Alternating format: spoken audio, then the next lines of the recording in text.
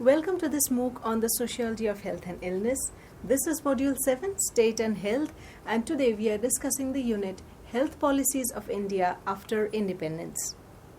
Here we are going to understand how the idea of health or the health sector, so to say, was approached by different governments in post-independent India. We are going to highlight the main problems that the health sector in India has faced over time, the different kinds of initiatives taken by different governments in post-independent India through the 5-year plans and also through the national health policies.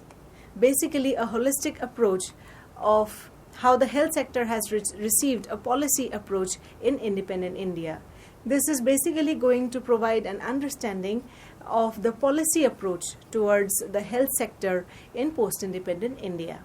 Now, the context of post-independent, just after independence in India, was that health was a subject of the 5-year plans, and it was the period of 1950s and 1960s when India was plagued with epidemics or epidemic diseases like malaria, cholera, etc.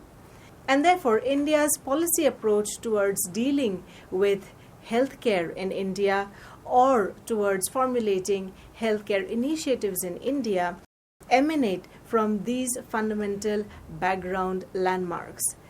Since India was plagued with epidemics then, therefore, the government's approach towards health-related problems was mainly focused towards germ removal. It was understood that if the germs of the prevalent epidemic diseases could be removed, then we could achieve a healthy society or a healthy population. While this approach was partially correct, it did not provide a holistic approach towards good health in India. Now, why not? This was because the social aspects, that is, the social conditions of living of people in different parts of the country, was completely ignored in this germ removal dimension. Therefore, the living conditions of people, aspects like the hygienic conditions in which people lived, the kind of nutrition that people received, etc., were completely ignored in the government's approach towards providing healthcare in India. So the only predominant idea was that in order to make the population healthy and in order to get rid of diseases, we must get rid of the germs. Whereas the question as to why are the germs here at the first place was paid less attention to or was not paid attention to. Another problem which the government of India immediately after independence, another problem which immediately gained attention after independence was the high population of the country. So, immediately after independence, it was realized and it was measured that the birth rate in the country was very high and it was increasing, whereas the death rate was on a declining trend. Therefore, the population in the country was very high. Now, how could we find a solution to it? The solution was to control the population. And how do we control the population? As a way to deal with it, in 1952, India introduced a state-sponsored family program. Now, it must be noted that this was the first of its kind officially initiated by any country in the world. And the main primary objective of this family planning program was to control the birth rate so that India could, in a few decades' time, could achieve a stable population. I have mentioned that immediately after independence and until 1983, until the national health policy was introduced, health was a part of the 5-year plans of India. So anything related to healthcare planning, investments, budget allocations, etc. were a part of the discussion of 5-year plans in India.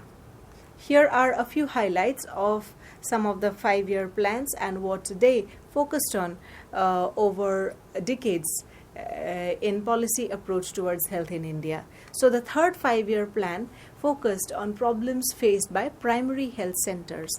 Now, although there were directives of building primary health centers and initiatives were already taken, construction was underway, but it was realized that primary health centers were facing a lot of constraints. For example, there was delay in construction. If the health centers were constructed, there were not enough equipments or there were not good equipments to do necessary tests or to detect diseases in people. If there were equipments, perhaps there were no doctors or no medical staff in some of the PHCs, and the government found out that these kind of problems were rampant in primary health centers across the country, and therefore the focus of the third five-year plan was to deal with the constraints faced by the PHCs. The attention given to the PHCs and their development continued from the third five-year plan to the fourth five-year plan, because even up to the next five-year plan, that is the fourth five-year plan, the intended goals as far as the PHCs were concerned were not achieved, and therefore PHC remained to be a focus of economic planning in India, even in the fourth five-year plan. Apart from that, the other factor that gained emphasis in this plan were the infectious diseases.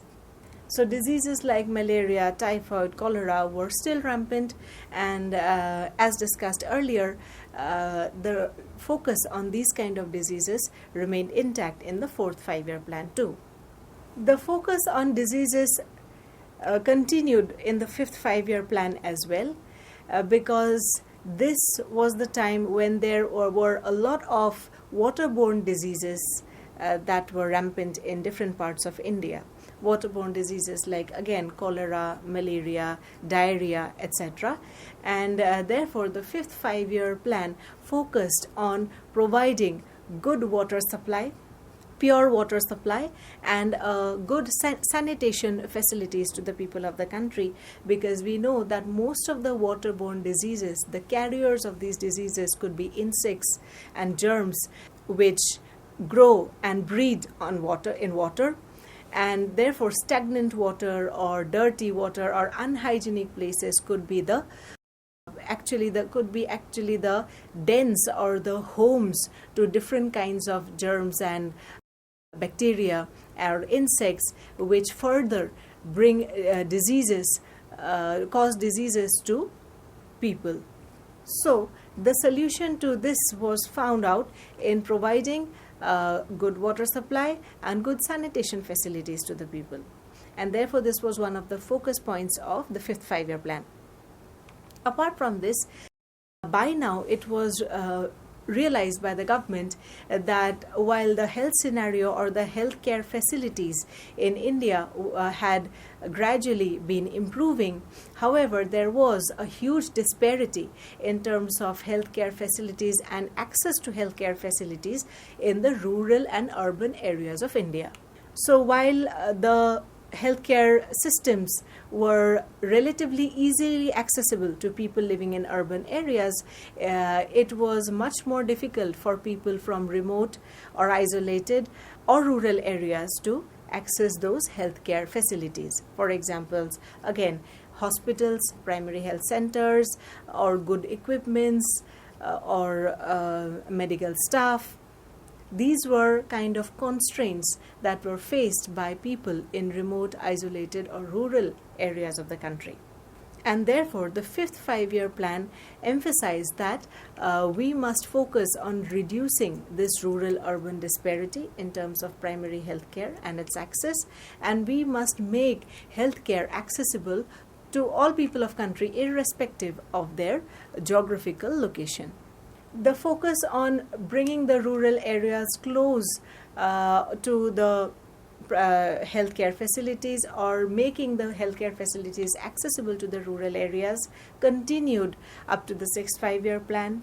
Also, the condition of PHCs, with particular emphasis on training of health workers or training of medical staff for PHCs, remained to be a focus in the sixth five-year plan, in addition to an emphasis on community-based health system.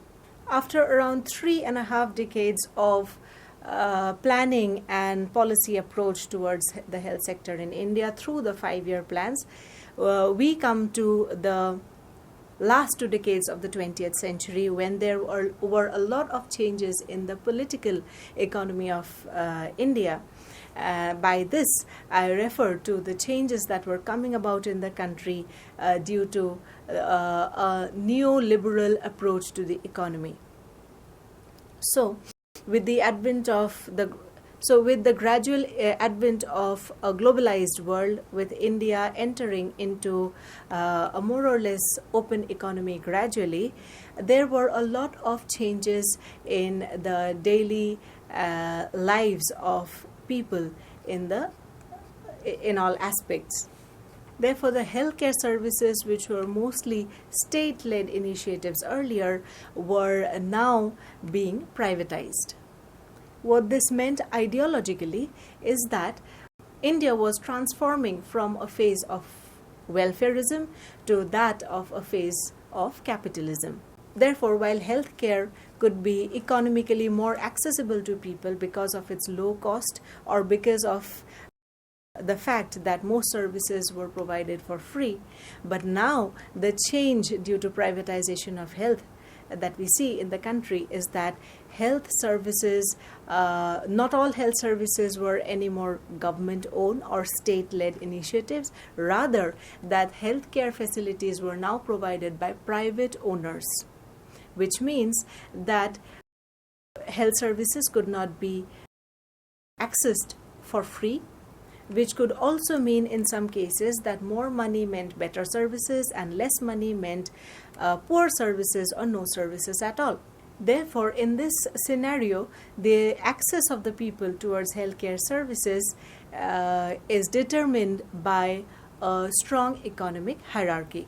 In addition to the economic hierarchy, it could also mean spatial hierarchy for people, because most of the privatized modern healthcare facilities were initially established in the urban areas. Therefore, people residing in rural, remote, isolated areas found it difficult to access these healthcare services, and therefore to address this spatial hierarchy to address the spatial or space-based discrimination faced by people in terms of their access to healthcare, the 5-year plan emphasized on building specialties and super specialties or super specialty hospitals, especially in rural areas.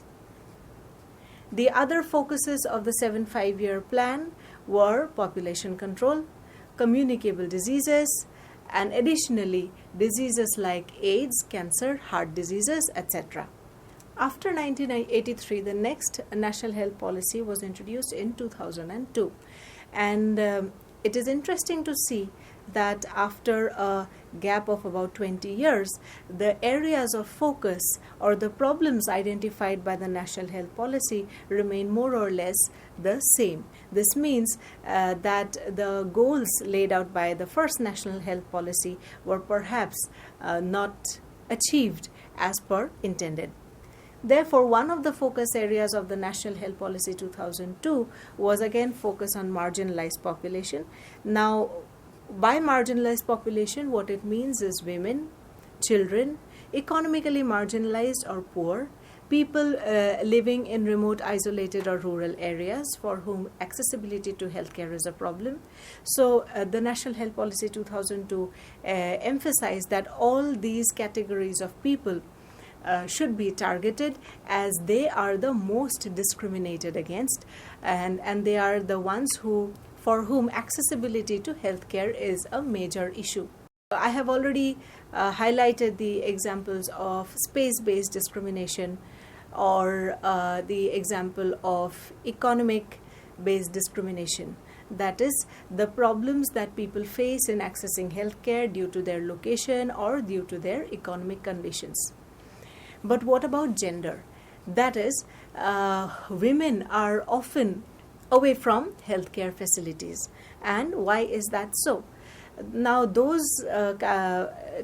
now that is again based on a lot of social conditions, the way women are brought up, the kind of family conditions that they live in, where they are encouraged to devote themselves to the family life, and in the process they often remain neglected when it comes to their personal needs, and that personal need could also be a medical treatment. In most places, particularly in those times, it was also a taboo to speak about diseases which were identified as women's problems, and therefore most often women would not speak about most of their physical ailments, and therefore women have been identified as a marginalized group as far as their accessibility to healthcare facilities in India is concerned. The second focus again was on diseases like tuberculosis, AIDS, and cancer. There were a gradual increase in cases of cancer or cancer patients in the country, and therefore we have seen in 2 to 3 subsequent 5-year plans and national health policies. The second policy, that is the 2002 policy, also emphasized on diseases like cancer. And the third point, like as we have been discussing, is the focus on easy accessibility. However, the National Health Policy 2002 was criticized for a number of reasons, and primarily for 2 factors. One, it was argued by critics that the National Health Policy 2002, while it was formulated, the opinions of the state governments or the states, and therefore the opinions of the peoples from different regions of the country, were not taken into consideration. It is said that because of this fact, the policy recommendations, the policy analysis remains flawed and does not give a holistic picture. Also, critics also argue this population policy for not emphasizing enough on population control. They state that India has still not achieved a stable population. That is, India is still having a high population growth rate, and therefore the national health policy should have focused more on that, but it did not. And these are 2 primary criticisms against National Health Policy 2002. Now, what about the scenario after 2002? So all the 5-year plans after 2002, they of course have been implementing the recommendations that were made by the National Health Policy 2002 and the preceding 5-year plans. Work was going on at that level. In terms of the epidemic diseases which were rampant in the country, at this period we see after 2002 that epidemic diseases were more or less controlled. And so we now had very less cases or negligible cases of diseases like malaria, polio, and leprosy compared to what we used to have in the country earlier. The numbers were declining, and it showed a better picture of health scenario in India in terms of epidemics. Also, although India had not yet achieved the ideal population, although India had still, although India was yet to achieve an ideal population growth rate, yet there was a huge reduction in the crude birth rate, crude death rate, and also infant mortality rate. Now, these were good signs for the health scenario in India. Also, as per the directives of the National Health Policy of 2002, decentralization was further introduced, also as per the directives of the National Health Policy 2002, decentralization was further encouraged in the health sector. Decentralization here means making services accessible to all people of the country, irrespective of their social, economic, or geographical conditions.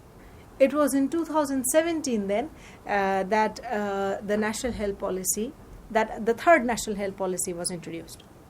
Now this national health policy again consists of a lot of goals and objectives. Here we are highlighting only the critical targets of this policy. Now, how do we ensure that the health sector improves or performs better, or that it provides better results, or that it becomes more accessible, or that it has more resources in terms of staff and in terms of equipments? How do we ensure that? How can we bring that about? By investing money.